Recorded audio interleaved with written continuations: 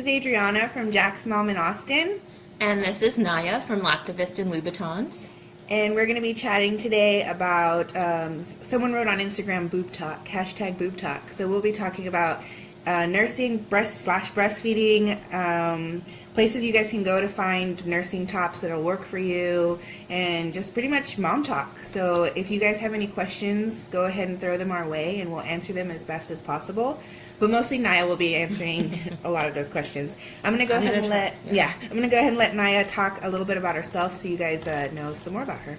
Sure. So I'm mom to two little boys, and I am a lactation educator and counselor, and I'm studying to become a lactation consultant. I will be sitting for a big board exam in October of this year, and if I pass, fingers crossed, I will be an international board certified lactation consultant, which is kind of the gold standard of lactation care. Yay, that's awesome. That's Yeah. cool. And when will this happen? Or you're hoping? October, but I don't October. find out for a couple months, so I have to go through the holidays and bite my nails. Awesome. That's cool, though. That's cool. Congratulations ahead of Thank time. So we're going to go ahead and answer some questions that we did receive over the last couple days. I'm going to let Naya answer one from Rachel, who sent this in last night. Sure. Rachel asked us, how do you nurse a baby without getting bitten, and what do you do if baby bites? Well, I actually saw a mom recently who was going through this same problem. When you're a couple of months into nursing, you know your baby's cues. You know when your baby is about done with the feed, when they've gone from those long, drawn-out sucks to kind of shorter sucks, almost like butterfly flutter sucks, for lack of a better term. And when they start to suckle differently, that is a good time. That's kind of your warning that, hey, something is changing, baby might bite, they might start to nod off and start to bite. So if you notice your baby doing that and you know that baby has not had as much milk as he or she should, it's okay to do a couple of stimulation techniques to try and get them up and active at the breast again. You can also take baby off the breast, and that usually wakes them right up, because then they're like, hey, where did that go? I want that again. And you can put them back on the breast. If a baby does bite you, there's a couple of different things that you can do. If a baby bites you when you're feeding, you can always take baby off. You can set them kind of on the ground or on your lap and look at them and say, you bit me, that hurt mommy, or something like that, but kind of in a stern voice. You don't want to scream at them, of course, but in a stern voice, you can say, you're hurting mommy, and then by that time, they usually get after that happens a couple of times that they're doing something that they shouldn't. There's another school of thought, and it really just depends on what you want to do. Some moms also, if they feel baby kind of bite on their nipple, what they'll do is they'll bring baby in closer to the breast, almost like they're really smushing baby in there, and oftentimes baby has to kind of open their mouth a little bit to let go. And so again, if you do that a couple of times to baby, they'll realize that they're doing something they shouldn't, and they should stop with biting. Biting can also be a sign of a couple of other issues that require a little bit more professional help to fix. So if it's something that continues after you try those things, I would look into finding a local lactation consultant or breastfeeding support person, just to make sure everything else is going well with baby. Yeah, I totally agree with that. And I was lucky that Jack only took a nip once, and I don't know why he just decided that one time, but it was a really firm no. Yeah. And pulling him off and then letting him go back, continue, and that's all it took. Yeah. So I got pretty lucky. I'm going to say hi to Alexis and Colleen, and hi to Dobos on there. And Dobo said that Adriana is beautiful, and she is. Thank you. Glowing. Thanks. So we're going to go ahead, and does anyone have any questions, those of you that are watching, that you'd like us to answer about anything? If send them our way, go ahead and just add it to the comments, and we're looking at the comments as they come. If not, I'm going to let Naya answer another question. Sure. We got a question in last night from a mom, and she asked whether there's a difference between a tethered tongue and a tongue tie. And from what I know, they're both the same thing, without having the baby there in front of me to examine and say definitively whether there's a restriction there, or there's something in baby's mouth that's causing suckling to be improper or causing pain to mom. Typically, they're the same thing. That's what I'm going to go ahead and say, but I can't say it for this particular baby. But basically, for those who are not familiar, everybody is born with this little stretchy bit of tissue under their tongue, like that. Can you see? Yeah, I don't know if I can see like that. everybody, can you see into my you mouth? can see mine. There you go, like that. And so everybody has a little bit of that tissue that kind of anchors their tongue to the floor. Some babies tend to have a thicker one, or one that isn't quite as stretchy, or it may be more posterior, but that prevents baby from being at the breast and suckling effectively. It can cause mom pain. It can cause clicking when baby is nursing. It can also lead to baby not transferring adequately and weight gain being slow or anything like that. So that's typically referred to as a tongue tie, but it's really important to go see somebody who knows what they're talking about with breastfeeding if you suspect that that's what your baby has. There's more to tongue tie than whether baby can stick their tongue out of their mouth or whether baby can lift their tongue. There's a lot more to it, as I've learned through my own training. So if you are in doubt, it's important to find a lactation consultant that knows about ties and about how to work with a baby with a tongue tie and can offer resources and solutions if that is something that you're dealing with. Yeah, and I also want to add to this. When we were in the hospital, they did check for a tongue tie with Jack, but they didn't check for a lip tie, and I had never heard of that. Mm-hmm. And it wasn't until 4 months into nursing that I was still in pain that I did some research and it came up. So feel free to ask questions, if you do see a lactation consultant about that, because that could actually also be a problem. Jack's was pretty severe, but we were so far into nursing, it would have taken, I can't remember what, but we would have had to have gone to a specialist to get that cut at that age. So early on, I would suggest trying to get that taken care of before you have to go the extra mile to get that fixed. Yeah, for sure. And a lip tie is pretty similar to a tongue tie. Again, it's just this stretchy piece of tissue underneath your... Thank you for being here. It's just this stretchy piece of tissue underneath your upper lip. For some people, it's really stretchy and you can move it easily, and babies' lips flange really well to allow adequate breast tissue into the mouth to move the nipple and the breast tissue between the hard and the soft palate so baby can suckle effectively, blah, blah, blah. Anyway, if your baby has some trouble doing what we call fish lips, where they're really flanged and really nice, then it could be a tongue tie. It could just be that baby needs a little bit of help with opening their mouth in that particular way. Awesome. And I wanted to add, Malia came in. She might have come in a little bit later. We were actually answering your question. Yes. If you guys miss any of these questions, I'm going to go ahead and do a blog post tonight answering all of these questions again with information on how to reach Naya and just some extra information on how to reach lactation consultants and just links that you guys can reach that'll be helpful. So if you missed it tonight, it'll be on the blog. And I think Alexis just sent us a question. Yes. If you'd like to read it over and answer it. Well, I say hi to Erin. Hi, Erin. Thank you for tuning in. Okay, so Alexis asked us if we've heard the myth about redheads feeling more pain, and she has had more than one lactation consultant tell her that about her pain while feeding. Ooh, that's interesting. That is very interesting. I haven't heard that one before. I think pain is so subjective that it's really hard to say whether one person feels more pain than another. I mean, some people do have higher pain tolerances than others, but I wouldn't necessarily say it's correlated to hair color. And also, I'm sorry that your lactation consultant said that to you about your pain. Like I said, pain is so subjective, and I think it's really important as a breastfeeding professional to acknowledge what mom is feeling. Breastfeeding is supposed to come naturally to a lot of people, but it doesn't. So that's what hopefully I'm here to help you with. Yes, definitely. I'll go ahead and second that. Alexis just commented it again and said that they basically told me that I would still feel some pain because I'm a redhead. It's interesting. I haven't heard that one before. Even after we fix them, I haven't heard that one before. I'm pretty sure. I don't know. I'd be really interested to see if there's any evidence to back that up. But I haven't heard that one before, Alexis. I'm sorry. I don't know. I will say, I mean, I'm obviously a brunette, but I breastfed Jack until he was 2.5, and it lasted that pain until he was 6 months. And I didn't say anything because I just thought that, I mean, there's a certain point where it is the norm, you know, for even I think up to several weeks after birth, right? It can hurt for It shouldn't hurt.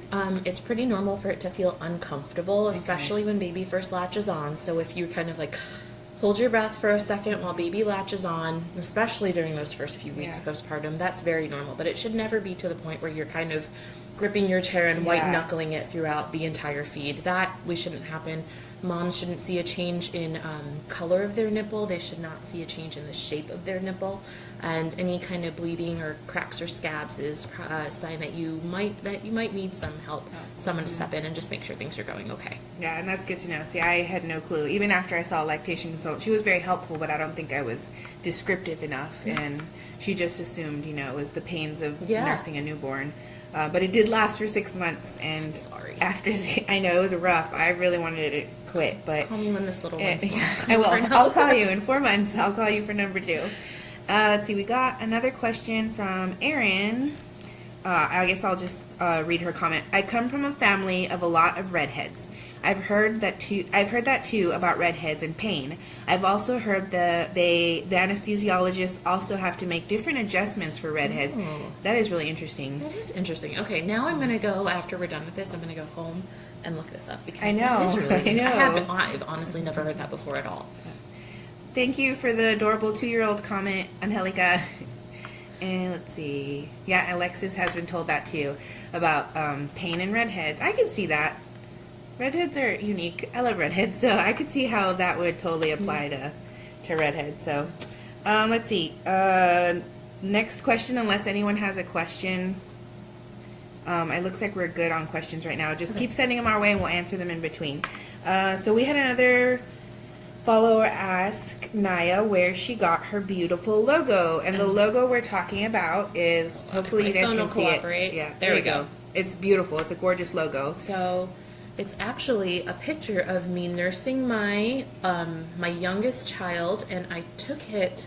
He was just maybe a couple weeks old at the time. There he goes. And I took it and I used an app called PixArt to add the tree, actually save the picture of a tree off the internet, and then use the app to kind of add that starry night effect and to reshape it and all of that stuff and resize it.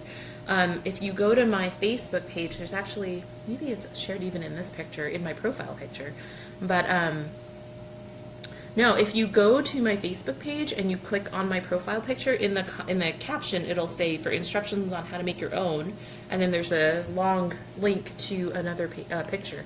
So if you want to learn how to make your own, it's there. PixArt is a free app that I downloaded from the App Store for iPhone, but I'm pretty sure it's available for Android as well. Yeah. And it's a really cool kind of, I don't even know what to call it, not a meme, that's not the right thing, but it was a really cool trend that happened maybe just a couple months ago where people were all adding these tree of life pictures to their breastfeeding pictures, but I also saw some really cool ones of moms adding it to their pumps, for instance, if they're exclusive pumping moms.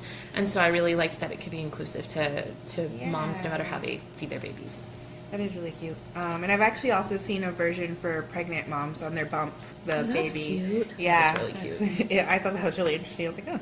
I don't know where they get the baby for that, like the photo of that baby. It's like generic, yeah. Google baby. I know. But yeah, so that was that question. And also, just so you guys know, just a reminder, if you're missing any of this, it'll be on the blog post tonight.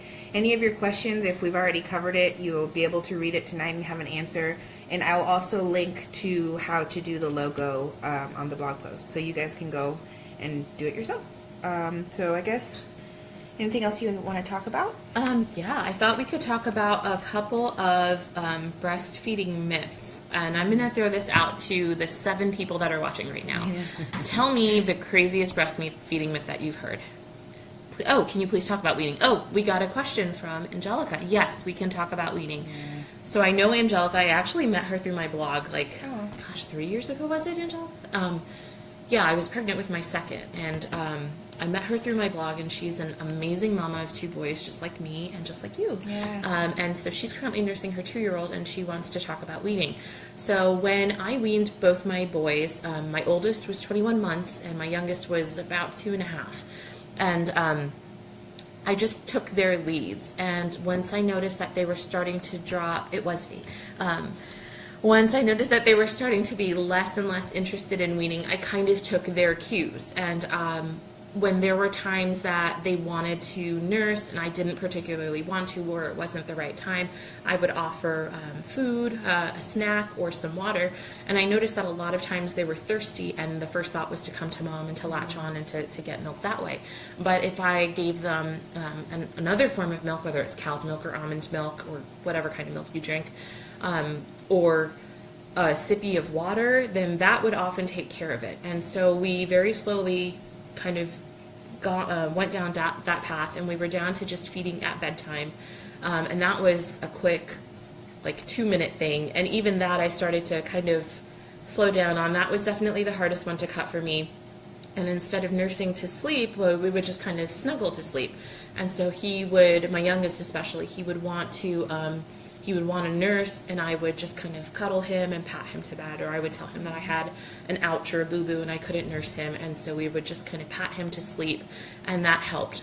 They both needed warm bodies to fall asleep next to, even after they had weaned, and that's something I was okay with and I was comfortable with doing.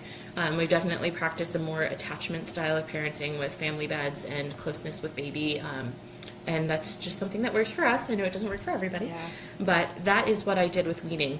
One thing that is not often discussed with weaning is moms can often have symptoms of depression or baby blues.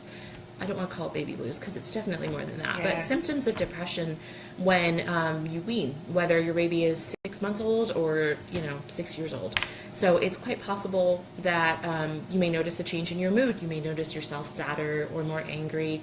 I noticed this in myself, and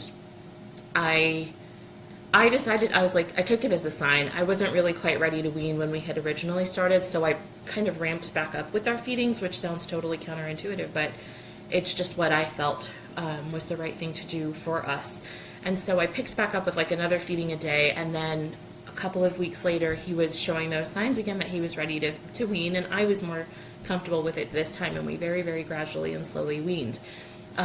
From breastfeeding entirely. Again, we did the whole patting him to sleep or cuddling him to sleep when we were going to bed to cut out that nighttime or that bedtime feeding. Does that help, Angelica? Maybe, yes. Maybe, I don't know. I do have a question for you. So Ruby commented, and Ruby's actually one of my childhood friends. We grew up together, thank you, Ruby, for your comment. That's a very sweet comment. And Angelica just wrote back, yes, thank you. Awesome. Okay, happy to help. I'm going to add to that, as it's kind of a question that I have for you. So Jack accidentally weaned at 2.5. He was potty training, and I think all of the energy he was putting towards potty training in a week, he would forget. So that entire week, it was the weirdest thing. He just stopped. He was already down to 1 in the morning, but he just quit. Like, I don't know, it was really unusual. Just a lot was going on for him at that time. We had just gotten rid of the binky too a week before. Yeah, it was a that's lot. a lot it was a in lot. a short amount of time. Yes, and we didn't do it. Like, it just, things happened where it just kind of snowballed for him. But about 2 weeks after that, once we had potty training down pat, he wanted to go back to it, and it was really interesting. I didn't know how to react. Like, I remember I offered it up. Even I didn't know if I'd be dry or not by then, but I did offer it up. But the relationship had shifted a little. It was interesting because he smiled really big and kind of said no after I offered it. It was really interesting. Like, I didn't know what to make of that.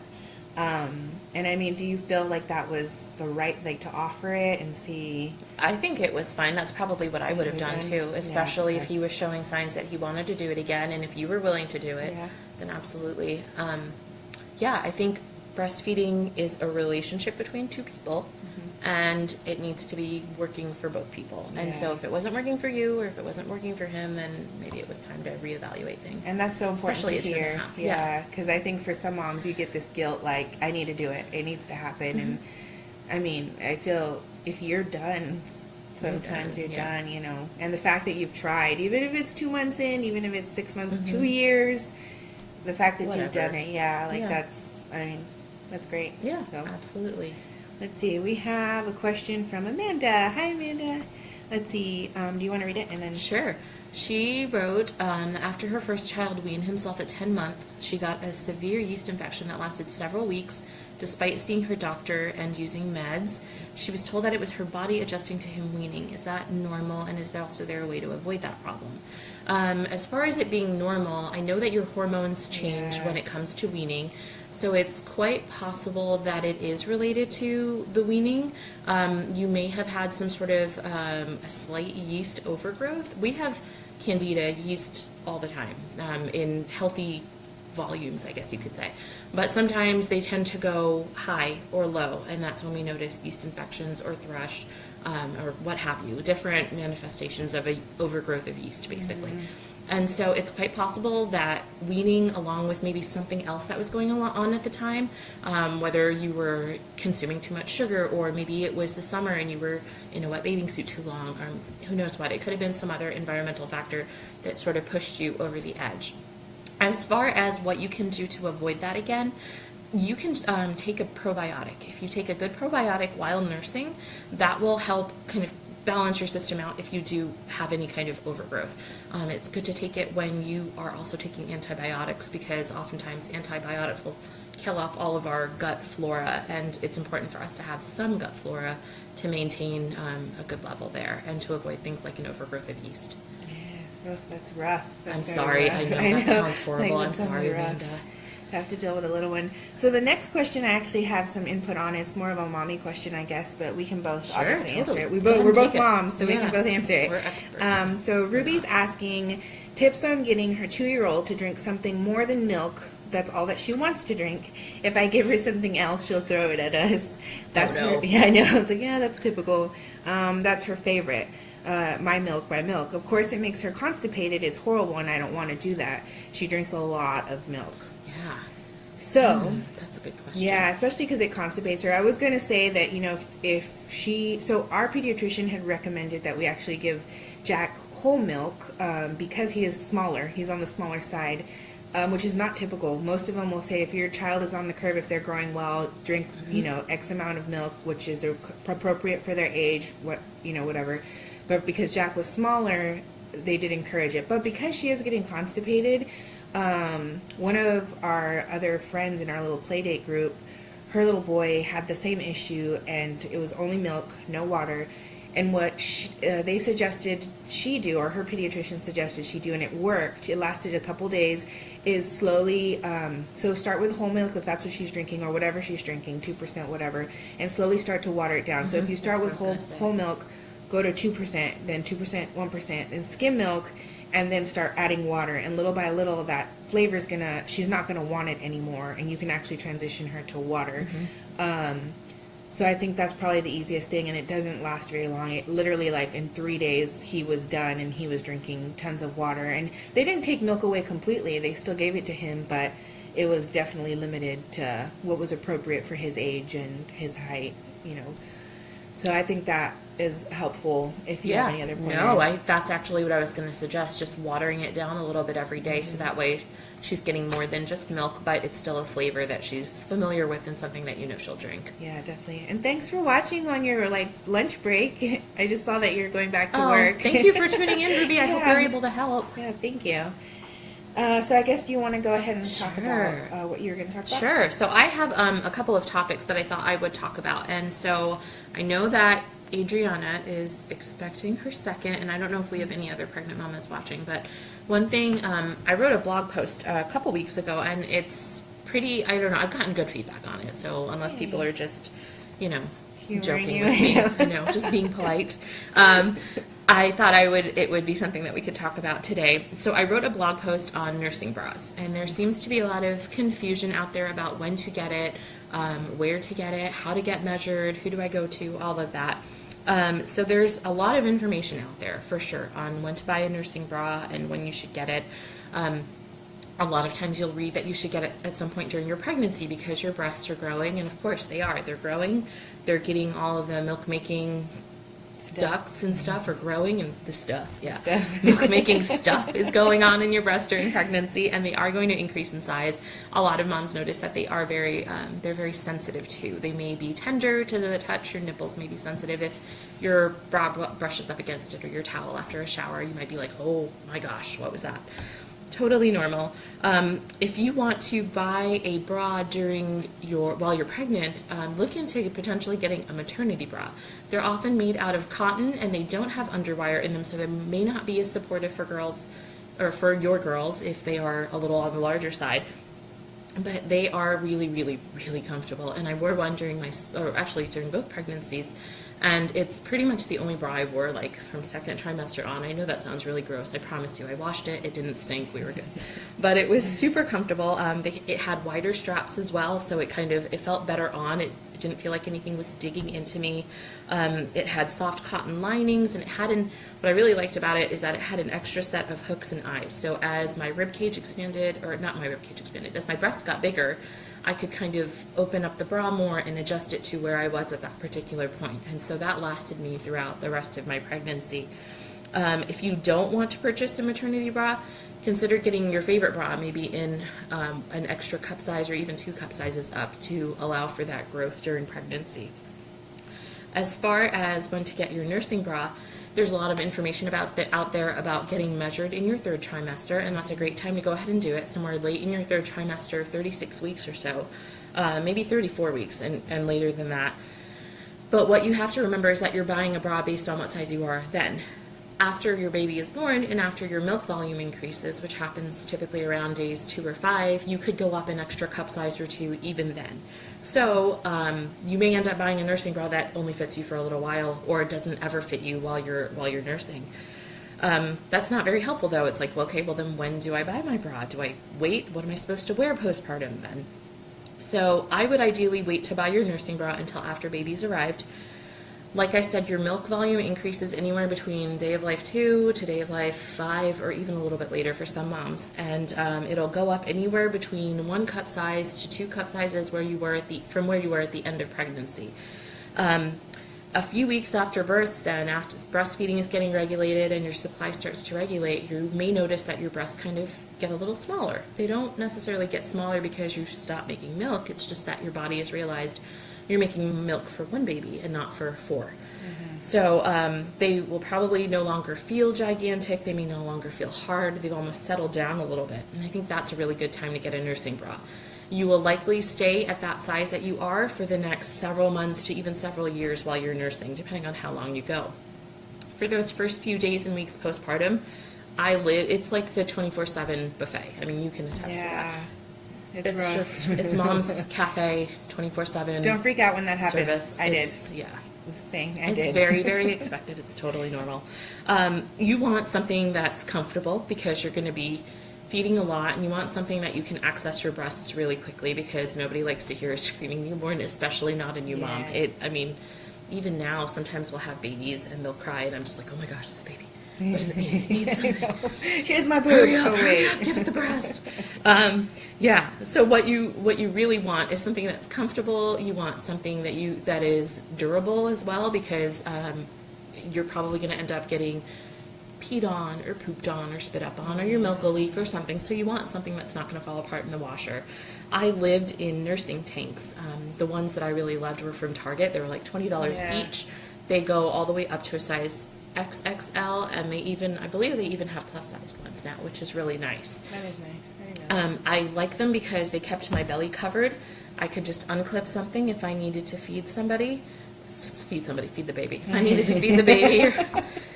Just someone, Just someone coming over to visit the baby. Yeah, sure, pop on, I got 2. If you need to feed the baby, it's easy enough to access your breasts. And also, I thought that they were great. They were surprisingly supportive for me, and I'm pretty top heavy. If you know me in real life, you'll know that. Yeah, and so I found them to be surprisingly supportive. If I had to go to the doctor's office or if somebody was coming to the house, it was easy enough to throw a t-shirt on top, or sometimes I didn't care and I would just sit in the nursing tank. They were really cute.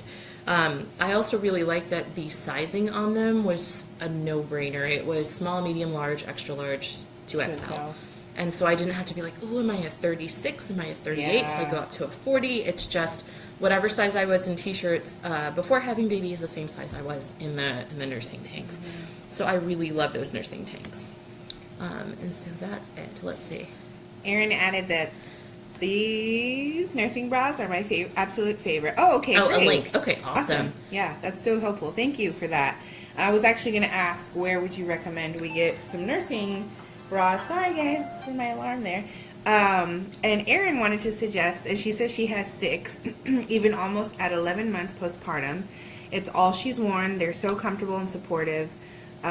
Even though I'm fairly too heavy too. Oh, okay. I think she means top. Yeah. Okay. Yeah. We are too. Yeah, we feel you. But they're for motherhood. Okay. Unlined nursing sleep bra. Awesome. And I'll go ahead and add that link Sure. for you, Erin, so that on the blog post, so that Yeah. other moms know where to get them. And sleep bras they're the other thing I really like for the immediate postpartum period. They're more like a typical bra, and they just stop, under your rib cage or around your rib cage and under your breasts. But they're really soft. They don't provide a whole lot of support, but they're really comfortable. You can sleep in them, or you can just hang out in them all day, which is totally fine as well. Yeah. Yeah.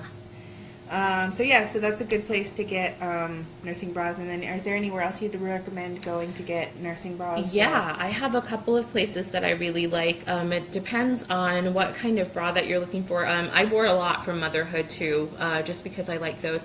And I found just recently that Lane Bryant carries some nursing bras. Yeah. They don't have a lot, but they have some. So if you need something wider in the rib cage or wider or a larger cup size, then that may be a good place to look. It can be kind of tough to find nursing bras that aren't just totally functional looking. And for that, there's a company I really like called You Lingerie. They're based out of Georgia. It's a small woman-owned business. The owner is fabulous. And they make a beautiful nursing bra. They have wired and unwired styles, depending on what you're looking for. Oh, okay. We have another question from Chelsea. Hi, Chelsea. And she's expecting her second on the 15th. Congratulations. Congratulations. And she's wondering how to deal with her oldest wanting to start breastfeeding again. He weaned at 3 months because of teething. How old is your oldest, if you don't mind my asking? I'm just curious. Just answer whenever. I'm going to let Naya take over. But Sure. So that's up to you. A lot of times there are moms who will nurse throughout pregnancy. Some moms have babies or have older children that weaned early, but once their little brother or sister comes around, so he's 12 months. So once little brother or sister comes around, they show an interest in wanting to nurse again, and that's really up to you. Some moms love to tandem nurse, others don't like it. They just want to nurse one baby at a time. If it's something that you're comfortable with doing, then I say by all means, it's something that you can try out. If you would rather not do it, then I definitely respect that too. Feeding a newborn is challenging in and of itself. Forget worrying about a toddler. There is a book, and I'm Googling it right now because the name is escaping me, that is really great on tandem nursing. And I think it's by La Leche League, but I can't find it. Hang on just a second. I'm sorry. that's a great question, though, Chelsea, because I am wondering, too, with Jack, if, even though he's going to be 3.5, how we're going to deal with that. I haven't put a lot of thought to it because I have a little more time, but it's definitely there, that question. Okay, it's called Adventures in Tandem Nursing, and it's written by a mom who provides research along with personal stories from herself and from other moms on nursing, and it is by La Leche League International. You can pick it up online at Amazon, Barnes & Noble, wherever. But as far as tandem nursing, I mean, it's definitely something that you can do, and you can set the ground rules for your older son, or for your older child, rather, or older son, for your older son, about how often you want to do it, when you want to do it, how long you want to do it, all of that. So that's kind of the nice thing with tandem nursing, is that you get to set the ground rules and you get to set what you're comfortable with. Some moms will only tandem nurse, once or twice a day. Others are perfectly content to do it whenever the little one is hungry. So that's up to you. I do have I don't have personal experience with that. My oldest was pretty well weaned when my younger son was born. Yeah, it had been like almost a year and a half in between when he had weaned. But after my younger son was born, I mean, he would see me constantly nursing the baby on the couch, and he was like, "Mom, I want milk. I want your milk." And I was like, "Okay, let me get my pump, and I'll pump a little bit for you, and we'll put it in a glass." He's like, "No, I want to drink it from your boob." And I was like, "Okay, let's see what happens." So I pulled him up on my lap. He kind of I pulled my breast out like I was going to nurse him, and he looks at me and he looks at my breast, looks at me, looks at my breast. Then he hopped off and walked away, and that was it. He was all done. He just, I don't know, maybe he was trying to call my bluff. I'm not sure. But it's pretty normal for babies to want to nurse more frequently, especially if they see their older or their younger sibling doing it a lot. Mm-hmm. Yeah, and I feel that we'll probably come across that as well in the future. Let's see, we have another question from Erin. Do you want to go ahead and read it out? Sure. Erin says her 2-year-old kept asking to nurse once little bro was nursing. Excuse me. Big brother was 2. I said, sure, go ahead. He tried a few times, and once I squirted milk into his mouth while he was trying. He made a face, and he never asked to nurse again, and we figured out that he was just jealous and wanted mom snuggles without brother. So we set aside some special snuggle time, and he hasn't asked since. And that's a great point, Erin. Thank you for sharing that. Great. Yeah. And that may very well be something that you see too, Chelsea, with your older son, is that he's not necessarily wanting to nurse, but he just wants that special mom time. And so, it's really important to spend some time with your oldest after your youngest is born. And I will keep that in mind. Yes. When baby naps, if there's like a special activity that you can do together, anything like that would help. Great. You're welcome, Chelsea. I'm glad that we were able to help. That was Erin. Oh, wait. No, Chelsea. that was Chelsea. Yeah. I was like, great. I guess, let's see, do we have anything else that you'd like to go over? Sure. I don't know. Oh, okay. So I do know. I'm kidding, guys. I have a couple of, I asked this earlier before we got our question in, about breastfeeding myths. And there's definitely some doozies out there. I've heard a lot of crazy stories from moms. So I'm just wondering what somebody's biggest breastfeeding myth is. And if nobody has one, I can definitely talk about a couple.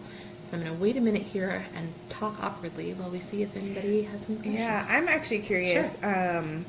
So I've heard that it's only like something so minute, like 2% of women actually can't breastfeed.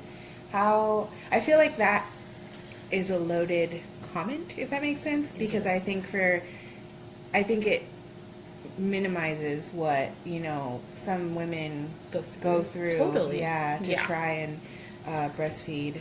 So I think that 2% comment comes from women who are physically incapable of nursing, as in they don't have enough of the milk-making tissue to establish a milk supply. And so we hear that number thrown out a lot, and I agree. It's definitely doesn't take into account the moms who tried and couldn't for whatever reason, or the moms who may have had some sort of trauma earlier in their life, and breastfeeding is just really triggering for them. So that definitely does not take those women into account, and I agree. I'm not crazy about that number, but I've heard it thrown around a lot in research, and there is research to back it up. But again, it talks about the women who just can't do it. Yeah. Okay, so Amanda has asked, do we have any resources or advice on including husbands with breastfeeding, like classes, books, or talking points? I was lucky to have a supportive husband who was very pro breastfeeding, but I know a lot of women who weren't supported in their breastfeeding journey by their husbands and eventually stopped. Yeah, that's a really good question, Amanda. A lot of times we hear from moms, and they say that their partners don't want them to breastfeed, or breastfeeding takes away bonding with grandma or with dad or their partner or whomever. And it's really important to remember that breastfeeding, or that there's other ways to bond with the baby than just breastfeeding. My husband also super supportive of breastfeeding. I mean, obviously wouldn't let me do all this stuff if he wasn't. But yeah, there's a number of ways for dads to bond with baby without breastfeeding. Bath time is great. Diaper changing time, believe it or not. My husband, if he's watching, which I don't think he is, he's at work. He might kill me for saying this, but he would sing a diaper changing song to our boys, even if it was the middle of the night. Like I'd hear them through the house, and it was really sweet. As far as classes, not that I'm aware of, but that's a really good idea. That is. I'm gonna write that down. Yeah. Classes for dads. I know that there are definitely classes for grandparents out there about breastfeeding. If you can PM Adriana with your email address, Amanda, I can gather a couple of resources and email them to you if that's okay. And I'll send them to you too. Yeah, you can add to the blog post. Yeah, Definitely. for sure. So I can look that up. A lot of times what helps dads... Oh, that's good to know. Alexis says that Austin Area Birthing Center has a dad support group, which is great. That's awesome. That's really good to know. What was I going to say? Oh, the other thing that a lot of times will kind of help get dads on board with breastfeeding and supportive of breastfeeding is understanding how much money that they would save by breastfeeding. Excuse me. And also the science and the research behind it. I mean, you've got a lot of studies that out there that can show the benefits of breastfeeding, whether it's for 6 months or 6 years. The antibodies that are passed on from mom to baby, so lower risk of certain illnesses, lower risks of cancers in moms, things like that. A lot of times that is what dads need to hear. They need to hear kind of like the solid evidence-based backed facts, and not just all of this stuff that we as women can kind of identify with. Yeah, definitely. That's what I was going to add to that. Yeah. Just inform them, let them know. Absolutely. And also, if you have a friend, or if like another family or another girlfriend even that has breastfed, I mean, have the dads talk. It's definitely kind of an awkward conversation to get started, but I think it would be very, very worthwhile for a dad to hear an experience from another dad about breastfeeding and how it helped their family and how it helped their wives and their children too. Definitely agreed. Okay. Do we have any other questions? I think we might be coming to the end of our time chat. together. Yeah. Our Okay. chat. Well, that's all right. Is there anything else you want to add? No, I think I'm okay. All right. I think we've covered pretty much everything. I did say that I was going to mention a few. So, one of the best places I have found for lactation consultants has been Special Edition, and I was telling Naya, it's a place you wouldn't ever know about or even come across unless you're looking for a consultant, and I know they have amazing women there. I went there, and the lady I saw was amazing. I cannot remember her name because this was more than 2 years ago at this point, or 3 years ago at this point, but they were so helpful, and it was actually covered by my flex spending, so if you were wondering about that, you could use that. And they also, it's a little shop off, it's on Burnett, and they also have bras, fitting. They have a ton of fun, cute stuff there. They have, they carry a lot of the Medela brand products that you might use for your breast pump. They even have cloth diapers. We bought some cloth diapers there as well. So it's a great little shop. If you don't need a lactation consultant, it's also a good alternative for nursing bras. Yeah, they carry a wide range of sizes for nursing bras too. It's like a wall of bras. It's pretty amazing, and the women up there are really knowledgeable and kind, and I've had the privilege of meeting them and kind of like getting to know them in a professional sense, and they're all really great. Yes, and then Austin Expecting in Cedar Park is great too. Is that because I know there's Austin Expecting, I think that's Jennifer. Yeah, Jennifer. But what is maybe it? As a there's a breastfeeding clinic. I know the woman who runs it. Her name is Deba. She is awesome. Okay. And I can't remember the name of it right now, but it's a breastfeeding store in Cedar Park Regional. Okay. Gosh, why is it running? My Pure Delivery. It's called My Pure Delivery. Okay. And it's in Cedar Park, and so she's great too. She's very knowledgeable, and she carries nursing bras, breast pump accessories, pumping accessories, all of that. So as far as lactation, My Pure Delivery. That's it. Yeah. Okay. Thanks, Jennifer. Thanks, Jennifer. And hi, by the way. Yeah. I owe you a phone call. I haven't forgotten. We were talking about lactation consultants that we like. So part of my training to become a lactation consultant is that I shadow established consultants in the field. I'm their apprentice. It is an unpaid gig. But, like I said, nobody gets into breastfeeding and lactation support to be rich and famous. Or I was telling Adriana that off camera. But it's the lactation consultants that I'm working with are fantastic. They are with Breastfeeding Success Company. It's bfsuccess.com is their website.